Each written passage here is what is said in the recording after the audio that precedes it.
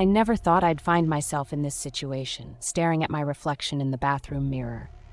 Tears streaming down my face, feeling utterly betrayed by the two people I trusted most. It was a haunting reminder of how fragile love can be. My husband, Dylan, with his charming smile and artistic hands, had always been my rock, but recently I sensed an unsettling shift, a distance that weighed heavily on my heart, like a storm brewing just out of sight.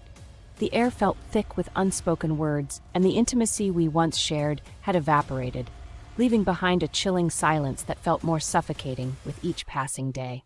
I still remember that day at the cafe when I caught a glimpse of Dylan and Andrew. Their laughter echoed in my ears like a cruel joke, each chuckle slicing through my already fragile heart like shards of glass. Dylan's excuse was weak, a feeble attempt to mask the truth that loomed between us like a thundercloud ready to burst. He avoided my gaze, and I could feel the weight of his lies pressing down on me. His voice still rings in my ears, laced with irritation as he called me a mama's girl, as if my love for my late mother was something to be ashamed of. It felt like a betrayal of my very essence.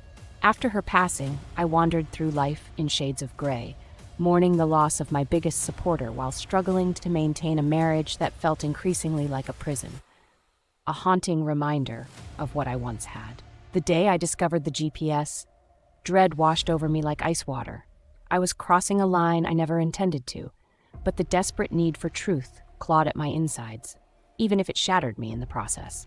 Every time the device blinked, my heart raced, a frantic rhythm echoing the fear that I was chasing a ghost. A phantom of the love we once had, slipping further away from my grasp. Dylan's car stopped at Andrew's house more times than I could count, and with each visit, my world tilted further off its axis, spiraling into chaos that I couldn't control. The day my friend caught them together was the day my heart officially crumbled. The image of them entwined, so carefree, burned into my mind, a brand that would never fade. I packed my bags with trembling hands, the weight of betrayal pressing down on me like a lead blanket. Leaving the home that once held our dreams felt like severing a part of my soul.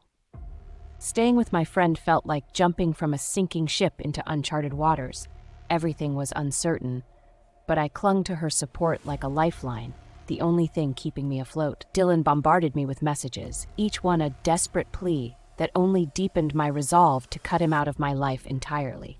His words felt like poison, tainting my every thought. The divorce papers felt like a dagger, sharp and unforgiving, as I signed my name, sealing the fate of a relationship that had turned toxic, a painful reminder of what we once were. When we met to discuss the divorce, I could hardly bear to look him in the eye. His explanations were ridiculous and absurd, the sound of his voice grating against my sanity like nails on a chalkboard.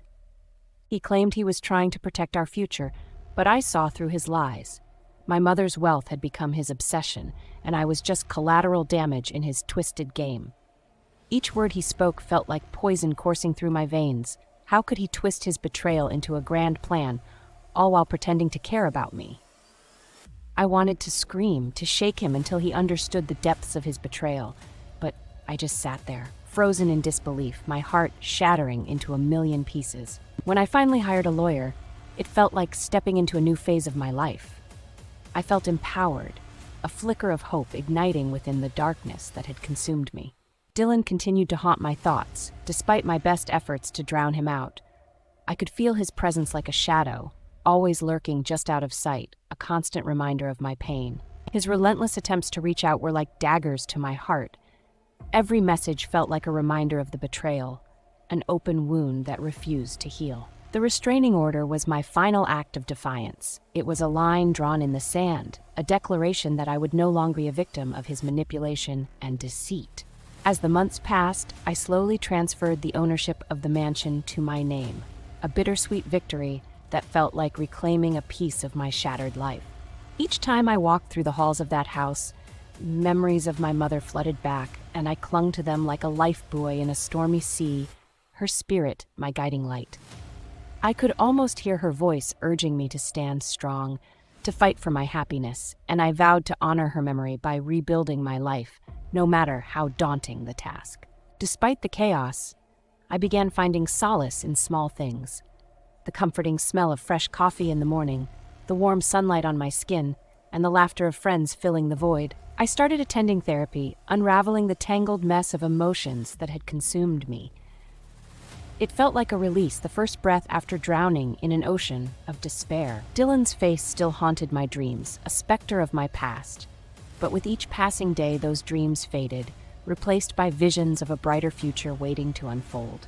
I learned that healing isn't linear. There were days when the pain felt fresh, like an open wound. But I was determined to keep moving forward, step by step, day by day. In moments of quiet reflection, I realized that my love for my mother would forever be a part of me, and I could honor that love by embracing my own worth and happiness. As I turned the page on this chapter, I felt a mixture of grief and relief. I was finally ready to close the door on my past, step into a new beginning, and reclaim the life I deserved. Thank you for watching. For more real stories and powerful dramas, be sure to like, subscribe, and explore our I Will You Too channel.